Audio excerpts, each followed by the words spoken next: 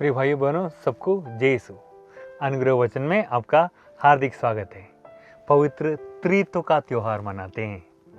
तो मैं सबसे पहले आपको हमारे प्रभु यीशु मसीह की कृपा, पिता ईश्वर का प्रेम और पवित्र आत्मा का साहचर्य आप सबों के साथ रहे, बस इसी आशीर्वाद के साथ शुरू करना चाहूँगा।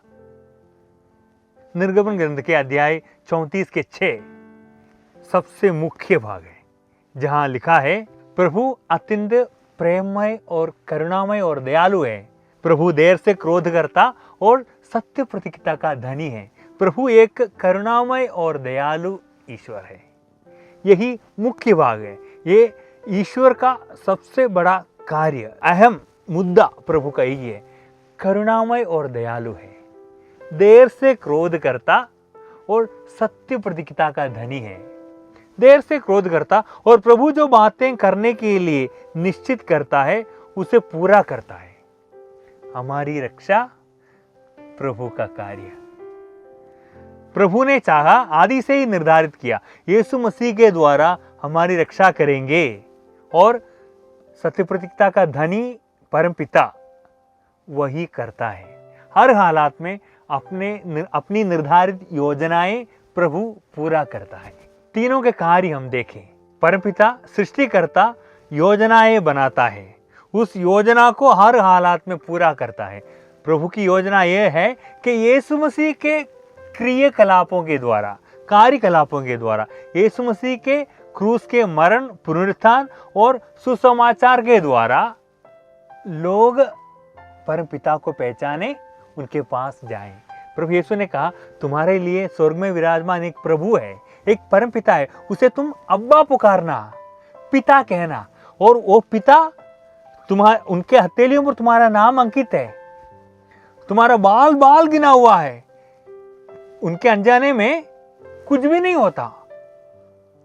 परमपिता सब कुछ निर्धारित करता है, जानता है।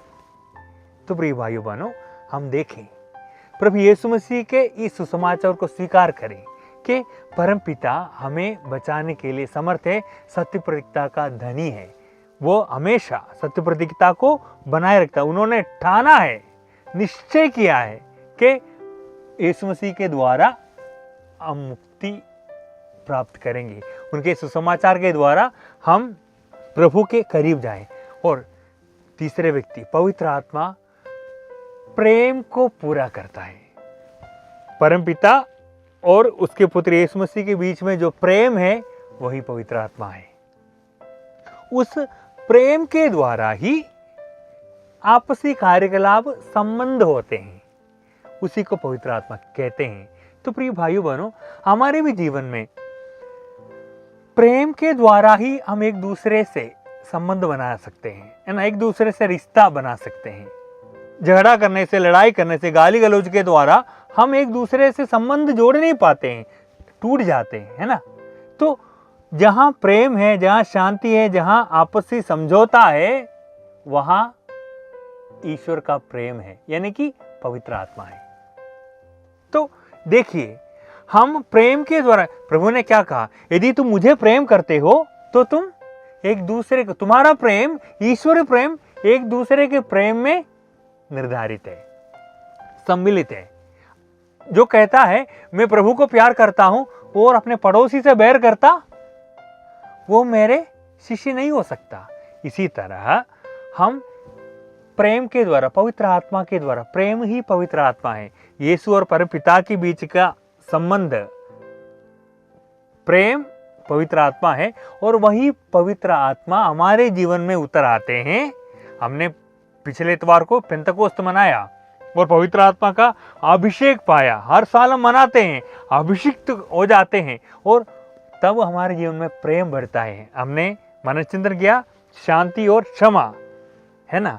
तो क्षमा कर हमें प्रभु के पास ले जाने वाला पवित्र आत्मा हमारे रिश्तों को सुदृढ़, मजबूत बनाता है। इस पर हम ध्यान देते हैं। पवित्र आत्मा के कार्यों को पवित्र करने वाला, पवित्र कर एकता में जोड़कर हमें, अब कहते हैं यीशु मसीह का कार्य पूरा संपन्न हो गया, इसलिए है ना, सदा के लिए एक ही बार उसने परम पावन स्थान में प्रवेश किया और हमारा उद्धार प्राप्त कर लिया। आपने यही, आप यही पढ़ते हैं ना इब्रानियों के नाम पत्र में तो अब पवित्र आत्मा का युग है, पवित्र आत्मा का काल है।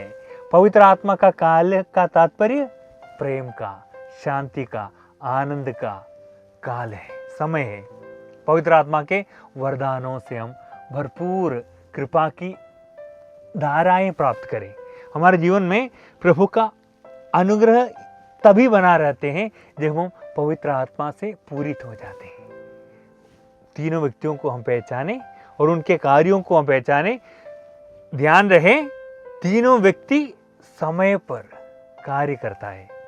परमपिता निर्माण किया, सृजन किया, उसके पुत्र यीशु मसीह समय की पूर्ति में 2000 वर्ष पहले इस धरा पर आया और अपना कार्य पूरा किया। और अब हम पवित्र आत्मा के काल में जी रहे हैं। पवित्र आत्मा सबको एकता में बनाए रखता है और आदि और अंत में हूं, और उस अंत की ओर पवित्र आत्मा हमें ले चलता है। इसलिए हम इन तीनों के कार्यों को स्वीकार करें, नतमस्तक हो जाएं, पवित्र आत्मा के अधीन रहें। पवित्र आत्मा के अधीन रहने के कारण हम परमपिता से और उनके पुत्र यीशु मसीह से जोड़े जाएंगे, क्योंकि उन दोनों को जोड़ने वाला संबंध पवित्र आत्मा है। ट्रिनिटी संडे में हम पवित्र त्रित्व को स्वीकार करें, उनके कार्यों को पहचानें और हमारे जीवन के इस समय में हम उनके कार्यों के अधीन रहें, उनके कार्यों के अधीन रहें, और इस तरह हमारे जीवन में हम मुक्ति प्राप्त करें।